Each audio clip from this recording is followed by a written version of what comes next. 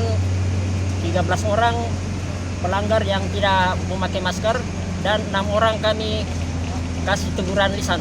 11 orang itu kami sanksi untuk beli masker 10 biji dan 6 orang itu kami kasih teguran lisan.